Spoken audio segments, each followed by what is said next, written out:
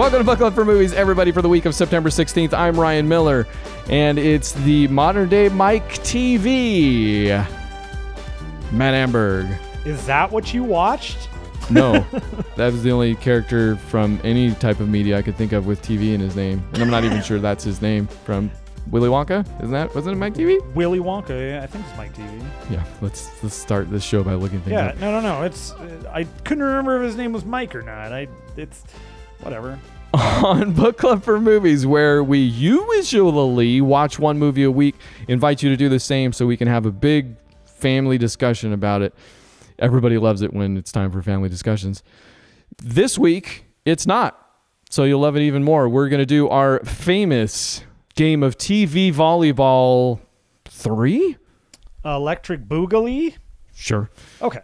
Wherein we've watched a bunch of TV shows, as we do, as everybody does, and volley them back and forth to each other. We haven't figured out the rules, but usually there's a winner. Somehow we find out. I mean, there's always a winner. Let's put it that way. It's usually you, the viewer. That's correct. It is always the viewer. The podcast viewer. This week, I have 8 shows, Matt. 8 shows. Can you compete? I might turn them into it, but some of those will come in a block, so singular volley. I cannot compete. Okay. I have a whole 4 right now. So. Maybe I'll begin then. Let's. Some of these are updates. Tell you what, I'll give you the update block. These are shows that I've mentioned in the past in these here TV volleyballs, and finally did something with. The first one, Arrested Development Season 4. Hey, that's a good one. Finally finished it. Is it a good one, Matt? Did always, you? I feel like that was a knee jerk. You went right there. Is. Look, more Arrested Development is better than none, but that season was a little rough. You know what? That's where I'm at. Yes, more Arrested Development is better than none. Season 4 was the first season that came out after Netflix bought them out, and famously, and Mitch Hurwitz has written plenty of stuff on this, was something of an experiment wherein he didn't have everybody in the studio, I guess, at the same time. So much of it was filmed out of order. And much like that show has running jokes that don't complete or get called back until the very end, this kind of attempted to do that with an entire season. And yeah, for the most part, when I say that, I mean most people will say that it didn't quite work. It was extremely disjointed in comparison. It was. And that's an ensemble show. So not only did they need to kind of have patience with the premise, they needed to rework their expectations entirely, which I tried to do. Honestly, I started season 4 pretty close to when it came out and fell off halfway through and never picked it back up until I heard that they were doing a new edit, and they've since called it like the old edit's not even on there anymore. They've reworked the entire season. They've called it like Redux or Remix or something like that, and given it the subtitle Fateful Consequences. And one of the reasons they've done that is kind of they have reworked a lot of it, but they've also done that because it's impossible to rework the entire thing. Like they definitely could not turn it into what Arrested Development was before. Sure. So I think part of their solution was to add that Fateful Consequences and say, okay, this is all building to something, and the recaps are a little bit more involved, and they point at kind of the final joke. So it's definitely more instructive, and I think it definitely works better than what I saw of the first season 4 anyways, but still rough. So your mileage may vary. It does get better as it goes. So if you're turned off by the first few episodes there, I say keep going. It's not indicative. It does get better. I don't know if that's just getting used to it, but I feel like some of the payoffs do come sooner, so you're kind of able to stay in the moment a little bit more. Some of the characters that you love are in top form. Yeah, well, sure. In fact, yes, I would say David Cross and Jessica Walters can do no wrong. Jessica Walters doesn't get the material that David Cross does, and I don't know if that's because Cross is punching it up himself. I wouldn't be surprised. But Tobias is just a treasure of a screen presence and is no less here, even if kind of some of the surrounding is a little bit of a downer. And not just in that way. Like when I say downer, it's darker, man. Like it starts out with a murder pretty much. So some of the premise is solving that murder or who did it or what happened. And some of it's overtly political too. Terry Crews plays a right-wing guy that's building a wall that Portia de Rossi's character gets kind of mixed up with in several different ways. First, she's a prostitute, and then it crosses a lot of lines that the first 3 seasons of network TV, of being a network TV show, I was going to say, yeah, would not cross. Right. So I don't necessarily know if that's for the better here. Sometimes when the chains are off, you don't necessarily get better material. And there's that whole, like, I forget who made the original argument, but sometimes censorship has a way of producing stronger content. In spite of. Yeah, no, it's the entire concept of everybody says that freedom is really the most creative thing, and I think there's a huge argument to be made that creativity might actually be more creative when you're forced into a box and you have to actually work within that box by getting out of it. Fettered a little bit. And that's not saying everything should be that way. Obviously, right, no, of course creativity is a beast, but different for everybody. The show has good parts. In fact, towards the end, I will say it almost felt like home. They get into a rhythm, or maybe it's when all those jokes do come together, and it was when they did get everybody in the same room, or at least in closer quarters, that you did kind of begin to feel like the old Arrested Development was back a little bit. And then it ends with just the weirdest ending to any season I've ever seen ever. So all right. There's stuff to look forward to. And for any fan, I'd say watch it. Absolutely, of course. For anybody that's not, watch the first 3 seasons first. Any one of them, in fact. So that's that. Finish that. That was a longer update than I wanted. The other update, I finished the second and final season of Agent Carter. Ah, man, how disappointing are you? How disappointed are you that there isn't more? No, that's fine, man. We can go either way with that. That there isn't more. I'm disappointing because I didn't watch this to begin with. Maybe I could have been part of the army that tried to keep it on the air, or, give one more tick on the Nielsen meter, or however they were doing it back then, in the heady days of whatever this 2016 or something. I don't know. The final season is brilliant in that they take it to LA. Like, that's super cool. Both for, I think, me and you and our dispositions, and our... Oh, yeah. Like, who doesn't love LA in the freaking 50s type thing? Yeah, no, it's amazing. That's all great. And it looks great. Like, none of the production value has slipped a bit. I am way less interested in the story, and this is the part where I'm like, okay, maybe this wasn't the season to bump the numbers up type thing, It's a weaker season.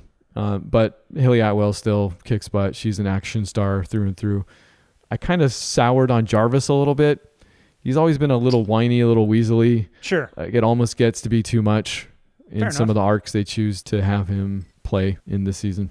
The villain's kind of all over the map. Towards the end of the season, I don't know if this is a function of they knew they were canceled. It really falls apart. I don't know what the villain's doing, why she's doing it. It seems like a little bit of a rush job. I think they knew they were canceled, and that's what they were allowed to finish the season out. It's too bad. I mean, there's an ending, so that's good. But yeah. Yeah, I liked it. But yeah, it was definitely the weaker of the 2 seasons.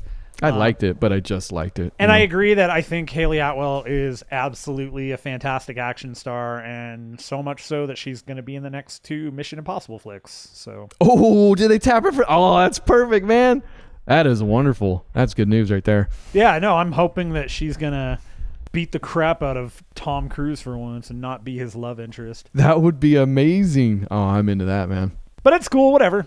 I did have one actual update too. Remember way back in the first TV Volleyball, I said I was finally at the cusp of Elseworlds? Yes. Good Lord. Arrow Supergirl Flash crossover? Yeah. Boy, much like pretty much all of those series, Supergirl to a lesser degree. That's the Nazi one, right? Where the No. Okay. That was the last. They're beginning to do this every year. Or in the words of Supergirl at the end of Elseworlds, boy, this is becoming an annual thing, isn't it? Which that's a line from the show. Yeah, no, you gotta wink at the audience. You're thinking of the last one. No, this one was not the crisis we wanted. We would have wanted maybe, but the crisis we deserved. I think one of those type things. Sounds like you're just saying this was a total failure of the Arrow writers. I mean, the Arrow episode was, so this is how it goes. Tends to be the problem in these situations. It's the Arrow writers. Well, this, funnily enough, this actually coincides with me having finally started the first Crisis on Infinite Earths. We had this discussion. You were like, stop reading those stupid ones and read the actual one. And so I did, and you didn't say that, but I took that to heart. And it begins with the Monitor coming down with a book that he gives to a scientist who rewrites history. And while the story is wildly different from at least what I've read so far of Crisis on Infinite Earths, we're talking about the trade from, it's a trade to me, but the series. What you call that? The crossover event of 1983? Yeah, it's old. It's been around 85 for a while. at the latest. Yeah, something like that. Where they reset the DC timeline by deleting all these multiple Earths. So there are lots of callbacks to that. You get the Flash coming in and fading out, and that's the John Wesley Shipp's Flash. And when he appears on screen, it plays his theme from the 90s show real quick. So they get all that still. They're good at that. That's the reason I love, quickly becoming the only reason I love these shows still. So there's some of that, but largely the first two episodes, which are the Flash episode, I believe, and the Arrow episode, are complete wastes of time. Like, they are complete like roundabouts to what's set up in the first 5 minutes and then finished up in the last episode, which is the Supergirl episode. But it's what you get from those things. Like, sure, we've talked about this a million times, and it's kind of fun enough to watch, but the moment you start thinking about it, you're just going to get angry type thing. Especially if you're, if Crisis on Infinite Earths is sacrosanct in any way, shape, or form to you. Yeah, no. And then make sure to read Final Crisis also. There's even a weirdo spot where, so the guy's rewriting all these realities, and in one of them, he's made himself Superman, which you get your actor back from Tyler Hoechlin. Is that his name? Yeah. And you know what? I'm kind of coming around on him. I feel like you were more positive on him than I was last time. Yes, definitely. I'm coming around on him a little bit, but the guy rewrites history, makes himself Superman, even though he looks like that Superman. And then the actual Superman comes back, so he's fighting himself in an office building. At some point, some girl gets real surprised and looks over at him and is like, it just yells Bizarro. Like, there's been no hint of that's who, like, they play so fast and loose with some of that stuff. Which does she call him Bizarro, or is she like, this is Bizarro? Maybe she just screams it out. Like, why would you? And she doesn't scream it out in a way that's like Bizarro, which almost would have been more acceptable if still stupid. It's like she yells it at him like that's his name. It'd be cool to see them actually do a good Bizarro. It's one of my favorite stories. In fact, it might be my favorite Superman story, period. Bizarro Superman's awesome. He's fun. He's a tragic character. I love every story that... I don't know every story that's been done, but it's just weird. You probably still should watch it. Check it out, because okay, I'm confused now, too. Maybe you'll know. You're up on these shows more than I am. Nope. It ends with a throw to someone who I believe is Psychopirate, because he figures into the Crisis book that I'm reading right now fairly prominently, and he's got the gold mask, right? Could be. I haven't seen that. I haven't watched it, so I don't know. Well, so it cuts to him, somebody that's probably him, and then cuts to a title screen that just says Crisis on Infinite Earths, like that's the next TV show that they're doing. Which I think is right. I think that's this. Okay. Because I think so. I heard and I read this, and I don't know if I read that this is not happening or if I read that this is happening, but John Wesley Shipp is coming back, but there's no definition on if he's coming back as Jay, if he's coming back as Papa. Yeah, I think he was actual Barry in this one, like both. We don't know. But the bigger rumor, the one that actually, like, man, if they do this, I am very excited for, is that supposedly Brandon Routh is going to put the Superman suit back on, and they're going to use the Superman from Superman Returns. Like, it's his Superman. They freaking would. I mean, the only reason that's weirder than normal for these shows is that he's already Palmer. Adam He's Ray. Yeah. something, whatever. Yeah, okay. In Legends of Tomorrow, is that it? Roy Palmer. Yeah. I don't know. I saw him in that Nazi crossover one from 2 years ago. Yeah, and I actually love, like, Legends is still out of all of them the best show, with Supergirl being a very, very close second. Yeah, it's like, I don't know. Legends is that show that I turn on that is, it's has it just reached peak that thing to the point where it matters none at all type thing? Kind of, like, it's just that they've gone to the point where they're like, you know what? We don't have to do... Like, we don't have any real thing that we have to do here. We can go as crazy as we want to because they're time traveling. They're going into weird places. So this is, like, easy. Okay. And I like the fact that you can turn that show on one week and they're in the 1950s and they're dealing with racism and homophobia. And then the following week, they're in the 70s and they're disco dancers. And then the following week, they're in 2027 and now there's some, like, space golfers. Like, that's all really super fun because you have all these characters that throughout the time have grown together, that some have gone, some have come, but they all kind of end up meshing in this weird ensemble way. And it's just like, it's ostensibly just watching a cartoon. You know, it's like, I don't need to think about this. I don't really care. It is mostly animated. I can remember, like, why some of this stuff happens. Oh, what's her motivation? Why is she mad at Roy? Who cares?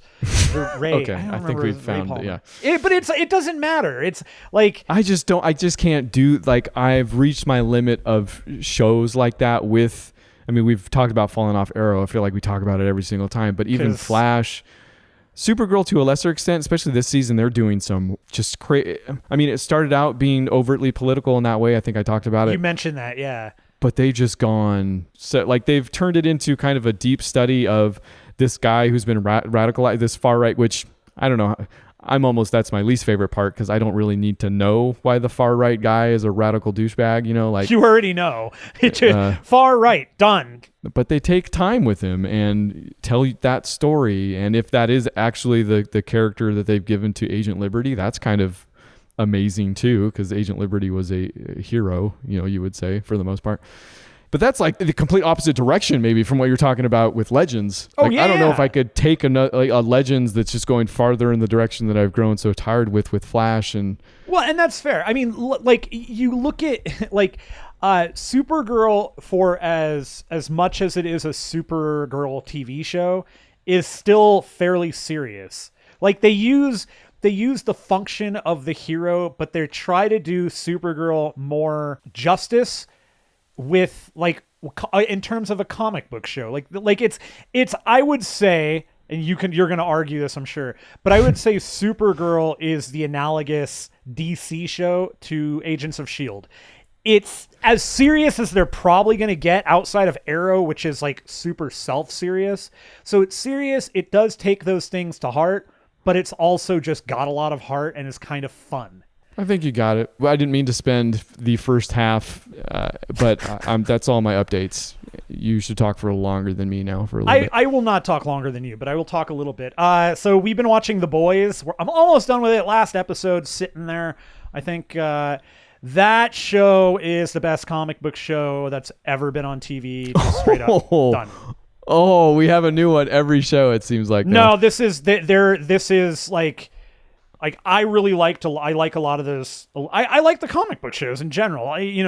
I fully admit I'm not a huge Marvel fan, so the S.H.I.E.L.D. stuff never landed for me. It still doesn't land for me. I still think that show is real mediocre. But I don't know if I disagree, but most of those shows work well for me. I like all the cartoons are great. Of course, I like. I mean, especially Batman the Animated Series, X-Men, all that stuff. I still like The Flash. The last season, I haven't watched the. You're pretty behind. You're at least 2 seasons behind. Yeah, right? I'm 2 seasons behind. So I like all those things. But there's just nothing that even comes close to what The Boys is, what The Boys like can be in the future, and if you like comic books, you have to watch this show. Like, it's just that's that. And I would recommend don't look anything up about the comic. just watch the show knowing it's based on a comic book, and that the comic is deeper, of course. It's going to go further with a whole bunch of stuff. There's a lot of stuff that might show up in the next season, and if it does, it's going to be controversial stuff, which I'm kind of hoping they go with. But man, this show, like, so the concept of the show ostensibly is the opening episodes, like one of the first things you see may have been one of the just most wonderful things I've ever seen in a horror, not in a horror, in a comic book movie, show, anything. I was going to say it involves gore, doesn't it? Oh yeah. No. So it's, you've got Huey as our main character. He is hour into the show. He's a normal guy, works at like a Radio Shack. He's got his girlfriend. He's kind of got a normal life. He and his girlfriend are walking down the street, and she turns, and I think she's actually still standing partially on the sidewalk, or she's like half a step off the sidewalk, and a speedster runs through her. Never consider this in any of like the Flash things. Nope. What happens if he runs into a person going that fast? She gets vaporized, essentially. Like, there is all this blood lands on Huey. You see some teeth flying. You see chunks of stuff going everywhere. And then they show A-Train, who's the speedster, covered in blood. And he's like, I got to go. And then he takes off. And so he stopped the show, after he did that? Yeah. He doesn't say sorry. He says nothing. He just says, I got to go. And he takes off.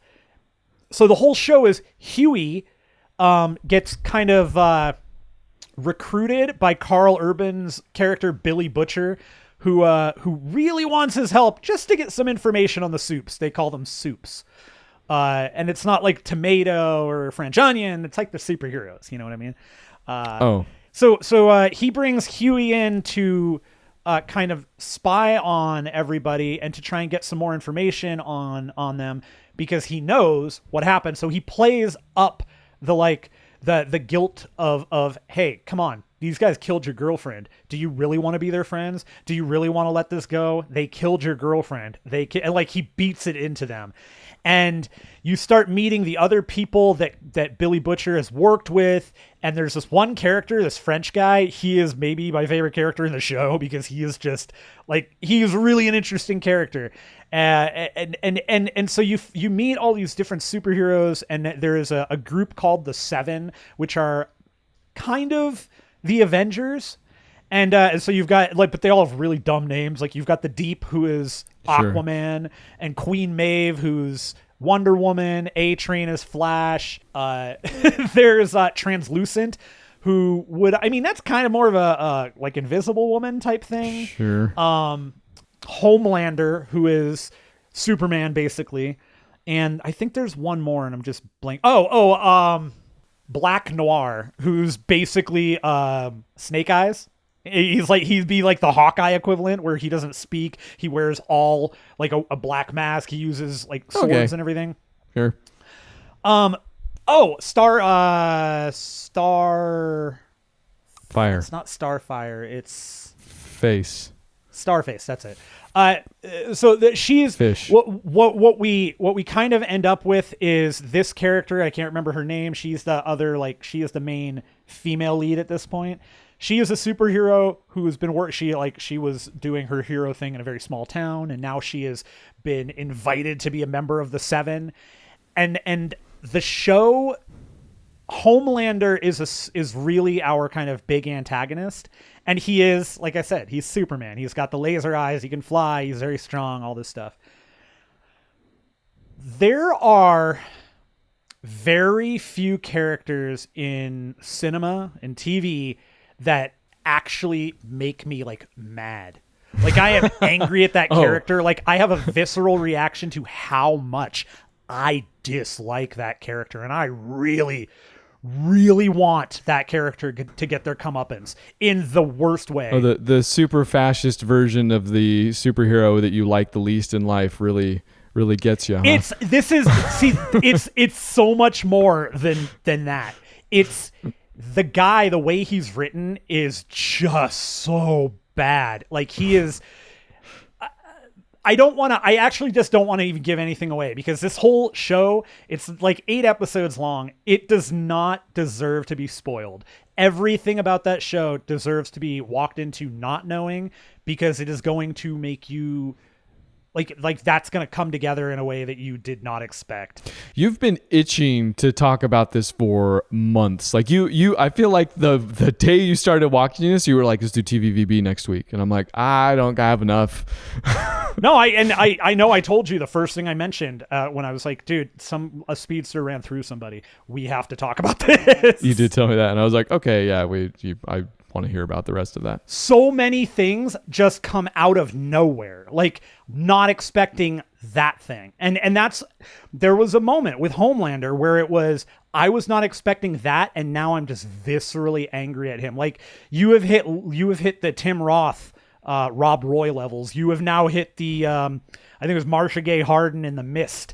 Miss Carmody. I hate those characters. And did he perform some animal violence or something? I feel like that's a shortcut to your bad side. Killing dogs doesn't help, but no, this is totally one of those, like, it's an anti-superhero moment, and it's not only an anti-superhero moment, but it's an anti-Superman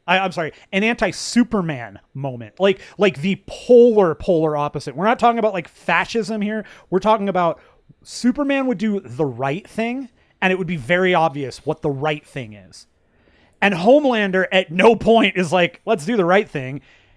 He doesn't do the right thing. He actually gets the Wonder Woman character, Queen Maeve, to, you can see, like, this is the first time where she's super reticent about anything. And she kind of goes along with it because it's Homelander. And the reactions to all the characters around them, and then how he he spins it, it's just like A+ crap. Like it's stuff that you see, like the spin that he puts on this tragedy that he ostensibly causes. Bananas. So good. A+ crap. Hold on, changing the tagline on the site right now. Actually, I'm just typing words into the Discord. All right, well. So, highly recommend The Boys, streaming on Amazon. Go there, watch it now. Okay. And volleyed. Strong volley. That's a quick one. Okay, I got a quick one right after this, too. Just a little bump back. Okay. Comedians and Cards Getting Coffee. New season? Oh, what season are we on now? That's a good... like 6, 8? We might be on... I feel like we're closer to the 5th. Yeah, I think it's something like that. But it's... I mean, it depends on how much you like stand-up comedy, kind of as a science. Also depends on how much you like Jerry Seinfeld. And there's the downer for me. Which I know you don't much. I like Seinfeld the show a great deal. I am one of the ones that thinks it's one of the best it's ever been. But it's also funny to me because it's a continuation of a character that's been around since the beginning of time almost. Like this, I don't even know if Misanthrope is it. Jerry Seinfeld, the character on Seinfeld, and to a greater extent, all of the characters on Seinfeld are horrible people. They're pessimists at the very least. And this is why I'm very much on board with the ending of that show where they are all jailed. They're all in jail. Yeah. Like I know people are like, oh, it doesn't make any... It makes perfect sense. Like they're all garbage people. Like if you sat through whatever 9 seasons of that show not realizing that this is funny because these people are horrible... Comedians and Cars Getting Coffee is a little bit different because you're dealing with actual Jerry Seinfeld. But I believe the reason why that show works so well, and I think this happens quite often with acting and portrayals or whatever, is because he was playing a little bit of himself. You know? Oh, yeah, no, it's that. Okay, Seinfeld is very clearly 2 people. Straight up 2 people. Seinfeld, of course, and Curb Your Enthusiasm. David... What's his name? Oh, Larry David. Yeah. Yeah. Well, the reason they get along so well is because they are, 2 peas in a pod. Like their sensibilities are very, I just mean to say that Jerry Seinfeld, the actual person, and I feel like he admits this on some shows anyways, he's very particular, opinionated, and brusque. Oh, yeah. How much of this comes with money, who knows? But he can be kind of a jerk and look to be kind of a jerk sometimes, right? He is done, like, I'm sure that there are funny things out there that he's done that I would laugh at, but the funniest thing he did in the to my memory was something that was not funny, and it was really more of probably a cringe moment for a lot of people. But there was some award show and Kesha came up and tried to hug him while he was on camera. I remember, yeah, I seen that. He just goes, "No, thank you. I don't know." And he didn't know who he didn't know who she was. Oh, that's right. Yeah, he had no idea that she was like, yeah, which that's fine. You know? It's one of those things where like it's funny to me, but I also respect that he didn't play the Hollywood like, "Oh, sure, I'll hug you," and then turn to the camera and go, "Who was that?" That's the refreshing part of that aspect of him, where he looks like a jerk. He is completely a jerk. Truthful. Yeah, like he's not gonna really bend. He bends sometimes for his comedy buddies that are on the show, obviously. But I don't know that he's a jerk. Maybe it's more that he's just super blunt and just doesn't. Yeah, no, that thing. It's yeah, just, sure. He comes off as a jerk. Maybe sometimes is what I'm trying to say. I don't know. Right, because he's from words. He's from a place where he can be a jerk. The show, Comedians in Cars Getting Coffee, regardless of any of those things, although they do figure into it, is a delight if you are kind of a student of comedy, which I think is being generous if I'm referring to myself at all. We clearly are not. Have you listened to this program? I'm very interested in kind of those conversations that go on. I think it's super interesting in that way. So very watchable for that reason alone. If even it didn't have people like Gary Shandling, the Bob Eisenstein episodes, there's more than one, are some of the best TV that's ever been. The Kramer episode, which I've seen, that was one of the ones I saw kind of outside of us watching this now. Still, like, it took place very close to his comedy club thing, you know? You mean the murder of his career? Right. The suicide of his career? Yeah. And that conversation is really poignant between him and Seinfeld. So that's okay. I'm going to say this about that episode. All right. While I think conceptually it was a great episode, that episode to me is just total garbage because they're good friends. You think Jerry's really going to go ahead and like this is one of those cases where he knows him. I have Jerry Seinfeld is not a journalist, and I just have a hard time thinking that Michael Richards is just full of crap. Like, the guy, I'm sorry, that guy has come up with every excuse, and he's done it for years. Well, he's obviously trying to talk his way out of it. Yeah. I mean, that's just it. If that's the first thing that comes to your mind as an insult, you're a jag. Like, that's that. There's no talking your way out of that, because that was the word that came to your mind. So you don't talk your way out of, oops, I made a mistake.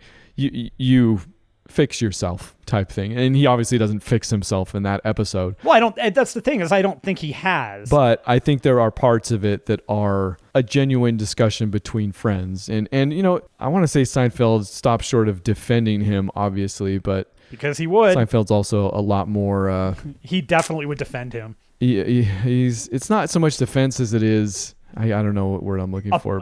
He'd be okay, maybe not defensive, but he'd be see, it's another word. Like he would be. No, it's not apologetic. He wouldn't be that. It's at best, I think that episode he very consciously gives Richards a platform. You know, right? And which I'm sure he did it to try and help his friend. But that's yeah. I mean, he doesn't include anything that sunk Richards more. Like, if Richards said anything that was like, "Dude, you screwed up again," like, that was not left in the show, right? But it's that's why I have a hard time with that episode, because Richards knows what it is. Seinfeld knows what it is. You're not going to get anything out of that you haven't heard before, and if you do, it's gonna just be a rearrangement of stuff he has said. You know, and I think that it's maybe not apologetic, but he's buddies with him. He's friends. I'm going to let my friend slide on this thing because definitely grain of salt. Yeah. It was a one-time accident. He's never done anything like that in the past. Well, I don't think they go that far. In fact, and I would disagree that I don't think it's rearranged. I think there is some genuineness in that exchange. I'm not saying there's not. I just think that Richards is not going to give you the full story. He's not going to tell you the truth. He's going to tell you what you need to hear.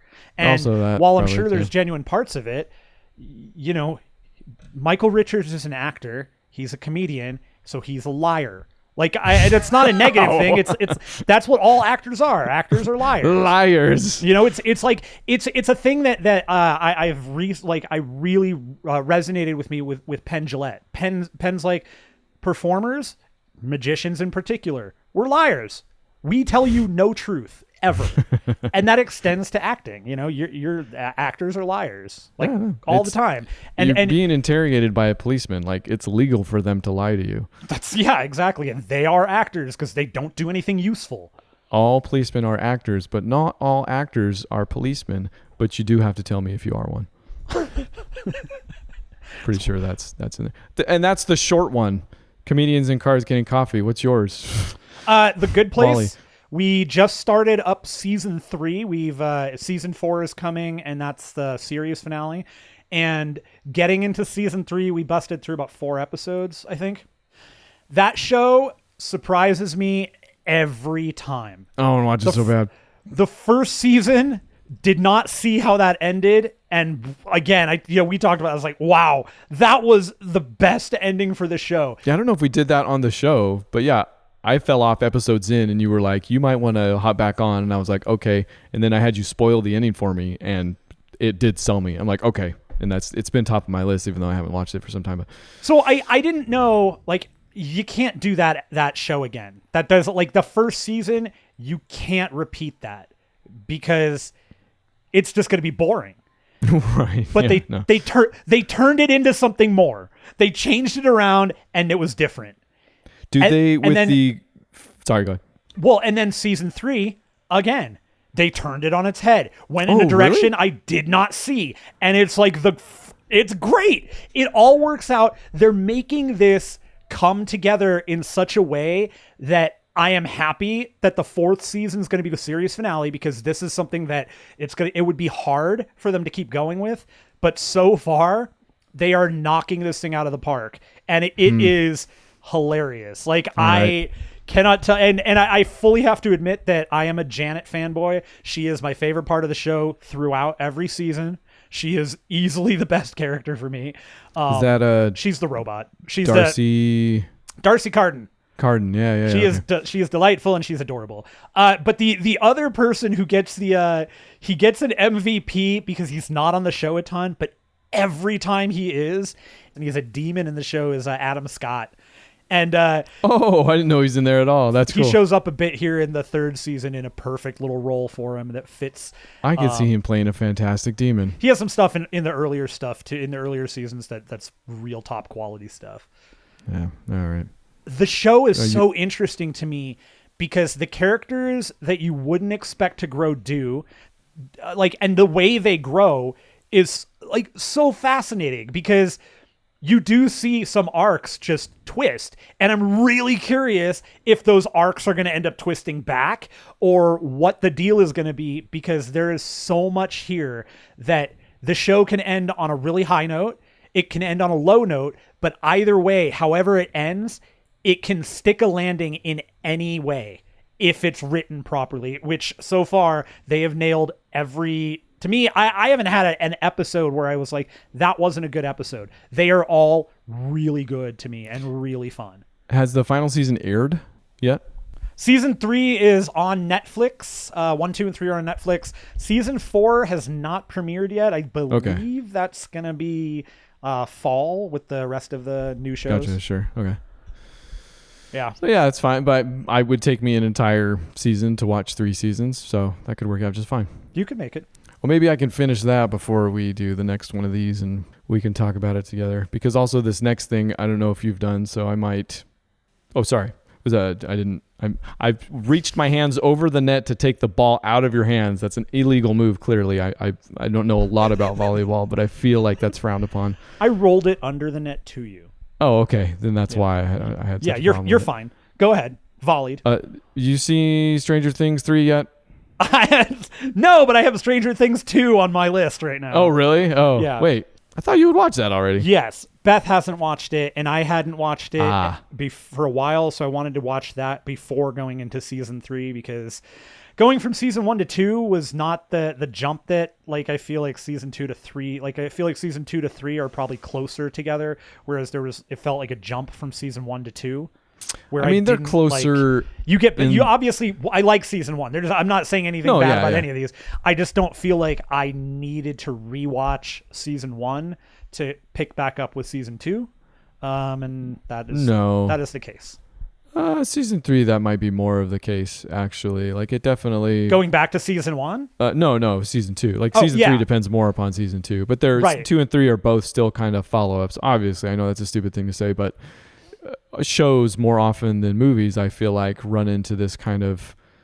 People bring TV shows that they've labored over for an extended... Sometimes their entire lives, or sometimes all of college. You know, they've had this baby. Like, this is their thing they've always wanted to do. They have it very fully formed when they bring it and sell it to people. Second seasons, third seasons, obviously they have to go back to the drawing board. So they end up being a little bit of a different animal. Yeah. Which is an appropriate way to put this for Stranger Things. Well, shoot. Yeah, why don't you do your Stranger Things 2 then? We'll move on to 3. I'm not going to say much because you haven't seen it yet, and I don't want to spoil any of it, but it'll make more sense following up Stranger Things 2. Cool. We're only a few episodes in. Well then, forget it. I'm trying to think of what the most recent, like we're maybe 3 or 4 in, I think. Well, let's do this then. You've seen season 2 before. Correct. In fact, wait, did we do a show? We've talked about Stranger Things season 2 before. Yeah. Okay. Yeah, maybe just a refresher. How did you like season 2? Season 2 is great. I had my one kind of quibble, and it's, I go back and forth on this, and I'm kind of waiting to see on this rewatch how I feel about it again. I didn't love all of the 11 with the new people. Yep. I really, really hated the outfit they gave her. Like, I hated that. Like, that kid. Yep. I think that kid can wear lots of clothes and look totally fine. That whole slicked back hair thing. It was just, it's not good. I like the idea. Obviously, she's out in the world. She's getting her education. I thought the execution of it, yes, I didn't. Not great. Conceptually, yeah, totally like with but it. But executably. Yeah, it was easily the lesser part of that season. The other part of the season that I go back and forth on, not a quibble so much as Sounds like I don't know if it's I don't know what it is, but Max and her brother, whose name is escaping me right now, Billy. I like the character of Max. I don't think that girl's particularly good, especially in comparison to some of the kids, some of the kids there. Like she doesn't hold her own, especially against Finn and the kid with the teeth. Those two, and she has a few back and forth with. She doesn't have anything like the other two kids are fine. She doesn't hold her own well in a lot of scenes against them. Disagree, but we can be friends. That's she's fine. There's nothing wrong. Like, no, I know that always sounds like she pales in comparison. It's not that it's. She's quite pale. She's a redhead. She is a ginger. And then the brother, like, that character was like, boy. I got a surprise for you. he's a good like nemesis for, man, what's his name, for Steve. That character is really hard for me to.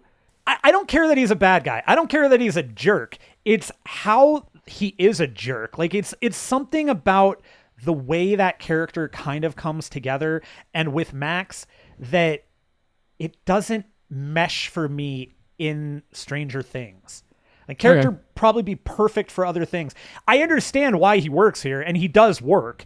It's just there's something, and maybe it's the actor. I just don't like him. I don't know. There's something about that character, but it's not the character, if that makes sense. Like I don't know. No, I don't know how to explain that character to me. He's just. We're almost an hour into this, so we're gonna need to not know how to explain some things from here on out. Okay, that's just what we're. I don't know. I like Stranger Things season 2. I did not like the bit with Elle, but overall it works out well. So it's funny that Volley, I'm guessing. Sorry. I will say that one more thing that actually did bum me out about the season itself, and this is just again stupid. I was really annoyed early on when you see the mind flare essentially, and it was just smoke. It was like, did we just go to Lost World here at the beginning with it? I'm like, come on. Great. Okay, so Mike is now going to be the Man in Black, and Finn Wolfhard's character is going to be Jacob. Well, okay. I've got some good news for you. I've got 2 bad newses and a good news for you about season 3.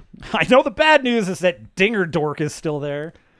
Yes. The good news is that your smoke monster is made incarnate. So thank goodness. Won't spoil anything there for you. But yeah, the Billy and Max figure in pretty prominently.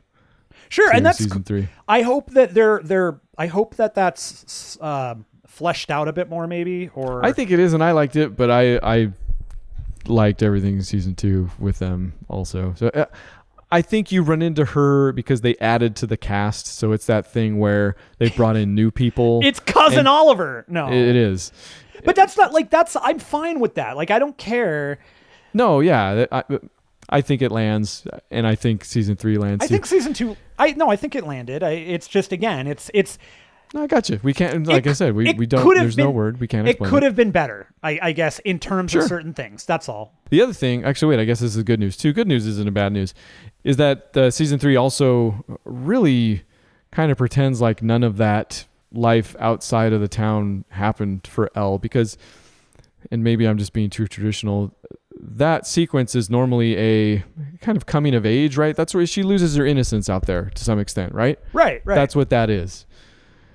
They kind of act like that didn't happen in season 3. Like Elle is very much back to not understanding people all that well, and her relationship with Mike has blossomed into a full-on boyfriend-girlfriend. So much of it is couched in those terms, and that she's doesn't understand how relationships work. But I felt like it was backpedaling a little bit, whereas she was supposed to have, understood a lot more about humanity and herself through the other, through those other kids even. Yeah. That it kind of seemed weird to go backwards in season 3, but they made it work. They made the whole thing work. It's a shorter season that takes a little bit more time to get going, so much so that it kind of feels like a victory lap. Like a lot of what people like about Stranger Things is, it's the 80s and these kids, it's really like those Spielberg films or whatever type thing, it has that feel. I feel like they victory lapped that a bit. They spend some time with the kids. You get maybe one little blurb for the first 3 episodes about the larger, about the Mind Flayer or something like that, about what's going on there. But it's very little. Like that doesn't pop off until 4. And even then it's very much weighted. Like the final 2 or 3 episodes, pretty much everything happens. You mean and season 3? It's quick and it freaking hits hard and it's good. Love it. Yeah. No, I'm hoping that's a show and a series that I feel like I hope the Duffer Brothers have an idea for how it ends. I don't want to see this show do the Lost thing, which again, I like that show all the way through, but there is no way in hell I ever have believed that they knew how it ended outside of them being super pedantic and saying, we knew the last shot, which was... That's what I was going to say. They knew that his eye was going to... Was it open or close in the last shot? It's closed because it starts with him They knew the opening ending. Right. It's totally that, like... pedantry, but you didn't know the ending, and like that's one where I hope they've got a solid ending in mind, and I hope that it maybe 2 more seasons, but man, don't keep this going for 6, 7, 8 seasons, because it is not going to hold up. It's just going to die off. I feel like we talk about this every TVVB, but I obviously do prefer those shows that are very much more contained, crafted pieces. Contained pieces, 1 or 2 seasons. They know what they're going to do, even if it takes them that long to execute it. Breaking Bad is maybe a small exception. Like you can tell, and maybe it's just the talent of Vince Gilligan, but I feel like you could still tell he had an idea, and then when it blew up, there's a little bit of padding in there, even though when Vince Gilligan pads something, you're like, whoa, this is incredible type thing. That was really good. Yeah. So maybe, but Stranger Things is maybe a little bit more forever proofed than the normal thing. Because like I said, the first 3 episodes of this thing very much have that feel. Like nothing's really happening. It's kind of this is just some more Stranger Things. Sure. And if you like that, you like that. And they execute on it well enough here that I feel like maybe they have a longer shelf life than most shows. Like they could give me maybe a season or 2 beyond what they should, and it would be entertaining enough. Sure. But yeah, I mean, for the most part, yes, it would be nice. I would say the way that season 2 and season 3 have played out so far, that there isn't a grander idea. Like it very much seems to me like those seasons are tacked on and created after the fact, after a very cohesive first season, you know. Well, and I guess where I come back to it is because I agree with you. I think that the first season was kind of I think it was a one-off that they weren't necessarily expecting to be more. I guess I'm hoping that after they were like, okay, here you go. You have all the money in the world, that they went, okay, let's figure this out and not go season by season, because that doesn't make a ton of sense for them to keep like fighting a big boss and then having to deal with the Upside Down and fighting a big boss and dealing with the Upside. Like you can only do that so many times if you don't have like a really good through thread that isn't 11, you know, like there needs to be something else that I hope holds it together. And so far they're doing a great job. Like it all clicks. And I do think that this show does have a little more future proofing in it. And part of that to me does come from the decade that it takes place in, like, literal future proofing in that, that there are no cell phones. There's none of that stuff. It sets itself and it's something that already existed. You can go back and verify those things. So it like, to me, that there's a containment level there that keeps it going, you know, like Breaking Bad to a point where like even that has some technology stuff in it. And it's always the question, right? Like, how do you make a movie that can last a test of time without resorting to like taking, like, how do you make a movie where the answer isn't always you have a cell phone? No, I think you're going to be happy with season 3 then, because it seems to me very much like they obviously had season 1, pitched it, did a great job, came out great. They went back to them, were like, ooh, we need another season. They were like, okay. And they came out with a semi-contained season 2. Season 3 very much plays like the beginning of a new trilogy type thing. Okay, cool. There's, in fact, it opens with, I was disappointed at first because I thought they were going back to the well with the whole like, oh, the Upside Down just got reopened. Now we have to close it again. I'm like, I don't want another season of that. Like that sucks if that's what they're thinking of doing. And they weren't. So that ended up well. But it ends with a total tearjerker 1. Oh my gosh. But also a total cliffhanger. So they are not done with whatever they're doing, whatever they started with season 3. So good. Yeah. I look forward. Yeah, as you should, to my volley, because now it's in your court side thing. Okay, well, this is my last one, and it's your favorite. It's mine. It's The Walking Dead. Walking Dead. Finale of finales. That's true. Season 5. I have finished the season.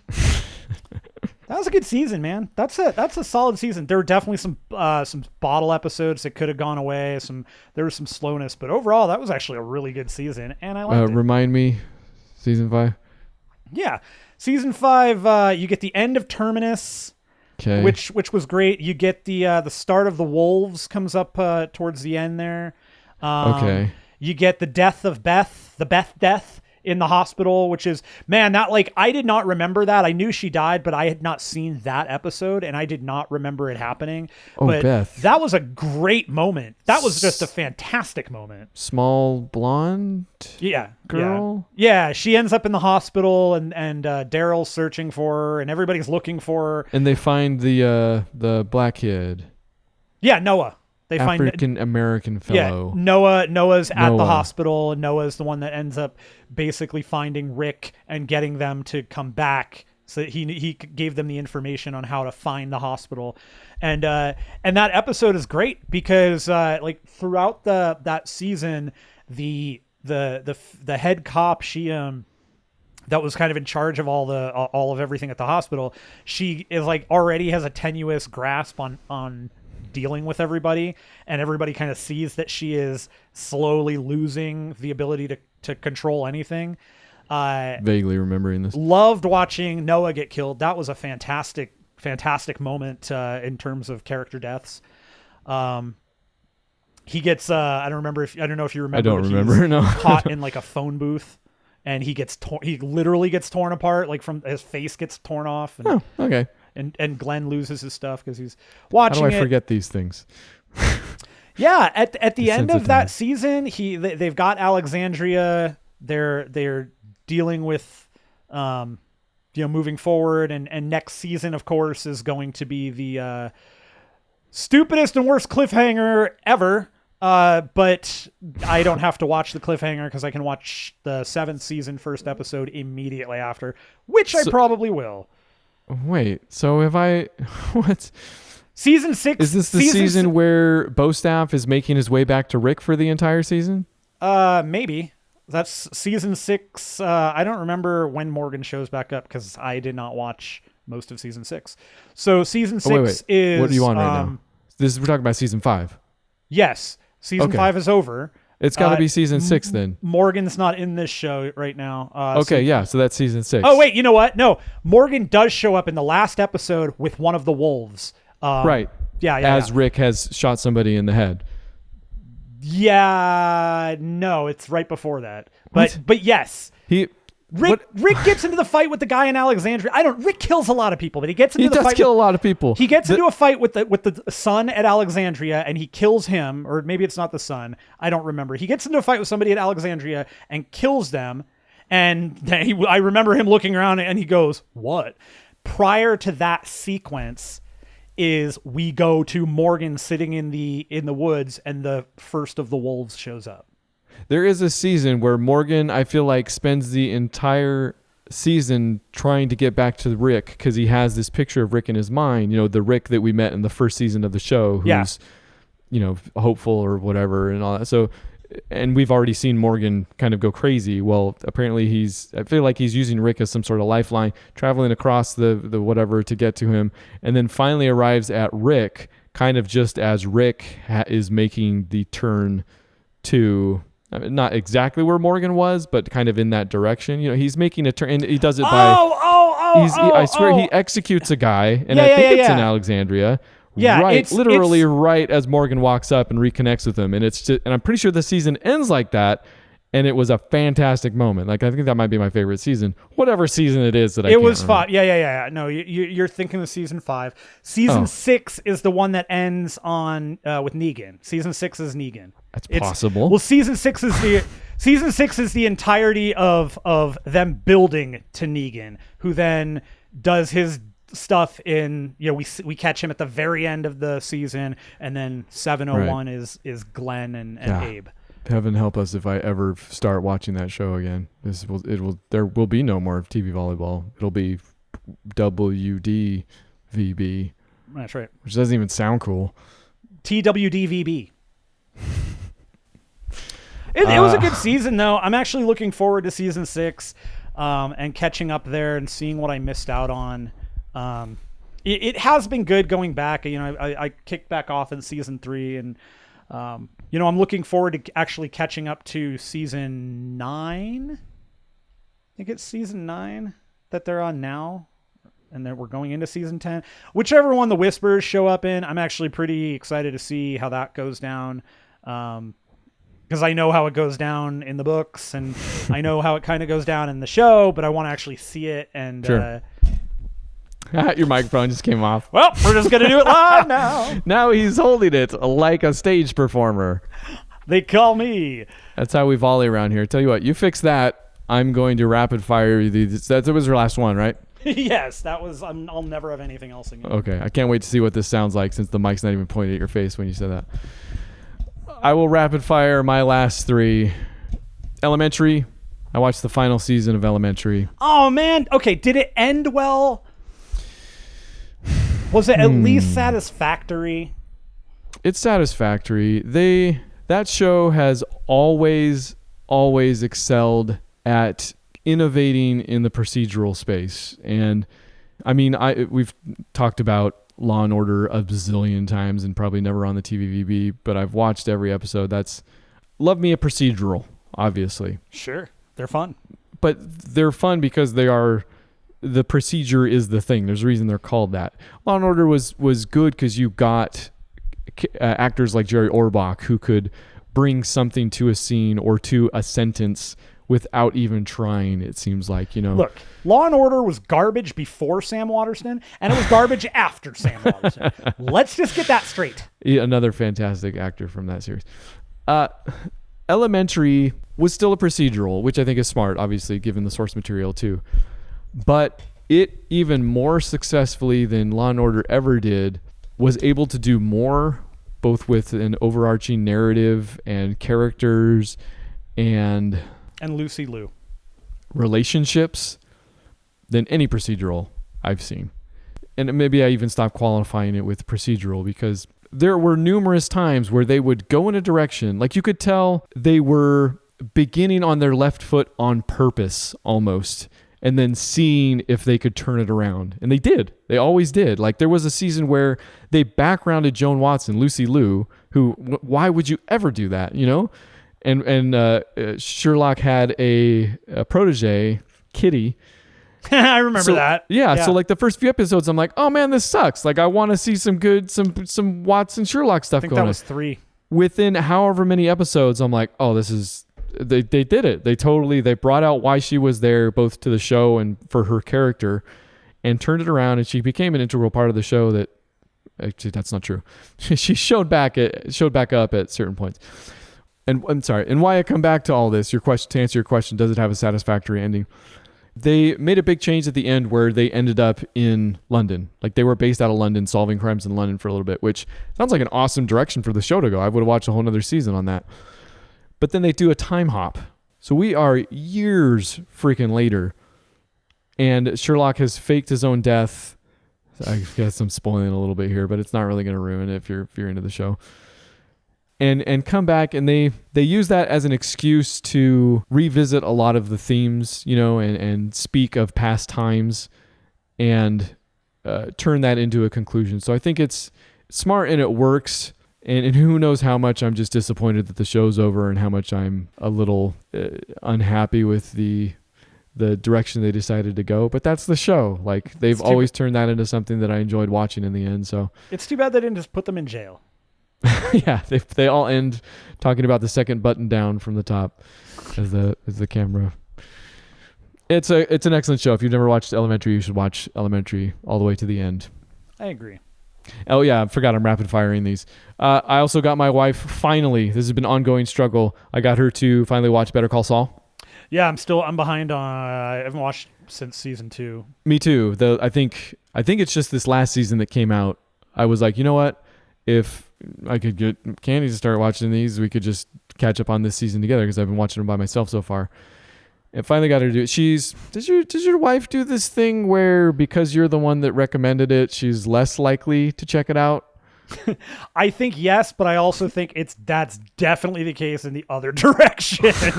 I am the worst about that. And I've only recently started going, I remember you telling me this was cool and I didn't believe you, and now I believe it. She has her reasons. I did not push Breaking Bad on her because it was extremely intense, and my wife's pretty sensitive to stuff like that. She experienced the show through me a little bit. I told her some of the story, and we watched the final episode together. So I've been telling her that Better Call Saul is a lot tamer than Breaking Bad. Everything is, essentially. But I think she's been reluctant because of the ties to Breaking Bad. So I finally got her to watch it. And just real quick, we're only 1.1 seasons in. All credit to Vince Gilligan. I think we've given him some credit already in the show.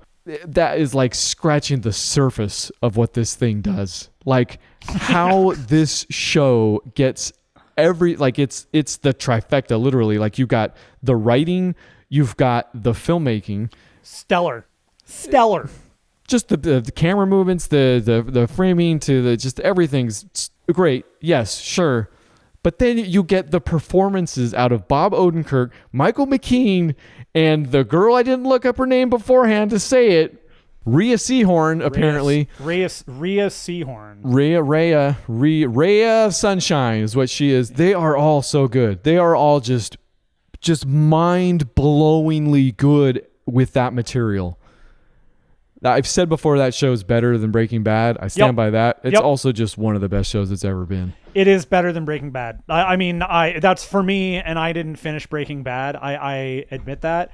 We got to season 3, and it kind of fell off, and that was one of those shows where I'm like, okay, if I'm gonna watch that, I need to go back to the beginning to kind of pick everything up again. And that show was cool. I liked it. I need to finish it. No, yeah, I admit it lives that up I have a lack of knowledge here. But from the first, if I'm comparing the first 2 seasons between the two, Better Call Saul just blows Breaking Bad out of the water. And that's saying a lot because freaking Breaking Bad's first 2 seasons were very good. Oh, Jonathan Banks too. Freaking Urban Trout. Mike I can't not mention. That guy's great. That guy is so much fun. So good. Man, it's insane, that show. Just it is. There you go. News, headline, the things you've heard are true. Better Call Saul. Good. So that'll keep going. I'll end the entire show with this story. This is my 1, 2, 3. If you could survive this pummeling, then you deserve to win. I finally finished, after literal months, my first wrestling... Oh, sorry, my second, because I watched WrestleMania with you when I was in Colorado. I finally finished Double or Nothing. Hey! AEW's Double or Nothing. I'm assuming there's been, like, how many specials since? How behind am I? I think 2. Like 4 more of these at least, right? Minimum? No, I think there's only 2. Okay. Because the show starts up on TNT October 9th, I think. Oh, okay. And I get the feeling that I'll only be able to kind of slightly follow, and you'll help me with that, I'm sure. And then maybe watch these specials that take me months to watch. They're always the best things to watch. All I want to do is share this story. So halfway through, because this thing is 4.5 hours long or something, halfway through, I'm like, why wouldn't my daughter like to watch this? So I turn it on right before, because I've been watching it kind of fight to fight, and they're all super entertaining. Like I barely remember WrestleMania at this point, and you were feeding me a lot of information there and getting me up to date. I can remember Kofi's name without somebody telling me at this point. Sure. And this is at the very least as entertaining as all of that, like the gymnastics, just the everything. I'm my education, my brain I'm like galaxy brain meme at wrestling at some point. I don't know. Is that how you use that? So I'm like, why wouldn't Evelyn like this? So I turn it on, and I'm up to the fight that is the Rhodes brothers. No, is that right? Yeah, Cody and Dustin. Dusty Rhodes. That's right. Dustin, not Dusty. Dustin, I'm sorry. Dusty was his father? Big difference. Okay. Several years, in fact. And also size-wise, literally a big difference. And there's obviously history there. They are brothers. And they leaned into that, and it was great.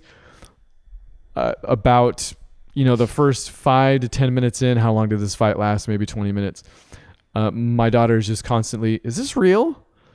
And I wouldn't tell her. I'm like, does it look real? These guys are doing flips and this, that, and the other. She's like, I guess. And then, 2 minutes later, so are they really hitting each other? I'm like, well, look at their chests. They're all red. Like they're getting hit. She's like, okay. I'm not saying yes or no. I'm just kind of being like, look at this. And then I had no foreknowledge of this fight. Okay. And then Dustin has an accident. I'm guessing he cut himself, as they do, right? No, they actually nobody blades anymore. Well, that's not true. People do blade. I thought that was part of the thing of AEW. Is they were like, I know generally speaking, that's a bygone thing or whatever, but AEW isn't doing anything crazier than anybody else is. They're just doing more along the lines of letting the talent be the talent instead. I was gonna say, I bet they leave it up to the guys though, and a little bit, yeah. And in this case, as is actually most cases at this point, it was not a blade. It was he got hit, and he just got hit in the right spot at the right time. So that's confirmed. Well, whatever. We'll never know. Even if it wasn't, they would say, yeah. So in any event, Dustin Rhodes begins bleeding and does not stop. Yeah.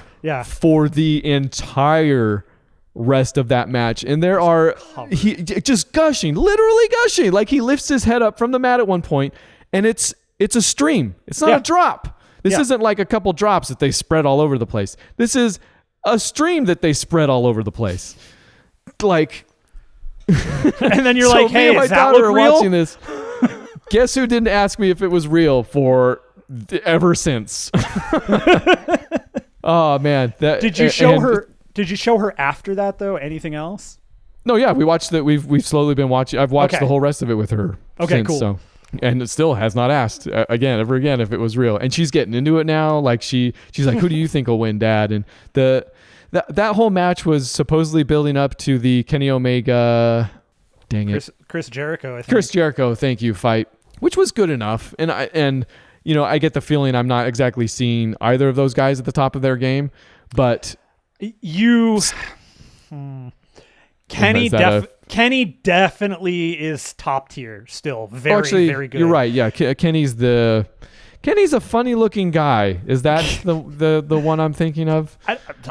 Jericho usually has makeup on. He wears a stupid hat. Oh really? No, and Jericho was just ponytail guy. He's the one who won the championship. He was the one that won that match. Yeah, Kenny is an incredible wrestler, and when he's with the right people, like if you go back and watch his NJ, like his New Japan stuff, like against Tanahashi, those two guys just kill each other. Like they have murdered each other more times than you can imagine. It was still an amazing match, and again, I'm a rookie at all of this, but it was still fun to watch. I think maybe the Rhodes match was still my highlight of that show. You know what? I'm going too long on this already. What I came to appreciate with the Kenny Omega and Chris Jericho match that I hadn't yet, again, newbie here, is the improvisation that goes on. Oh, sure.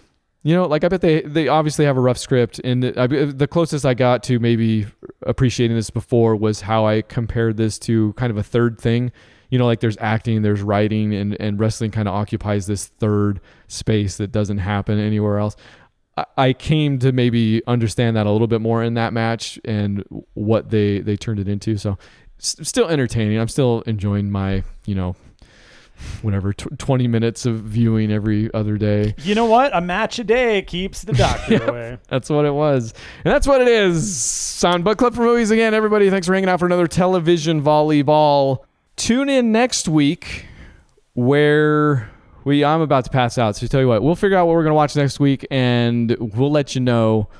We're coming up hot on the heels on another possible Octoberween to the sequel. So who knows if we start that early. I know Matt would like to. Yes. But you can find us a podcast at bookclubformovies.com. Let us know what you thought about anything we've talked about so far, and we'll bring it into the show, and it'll be fantastic. We'll figure it out next week.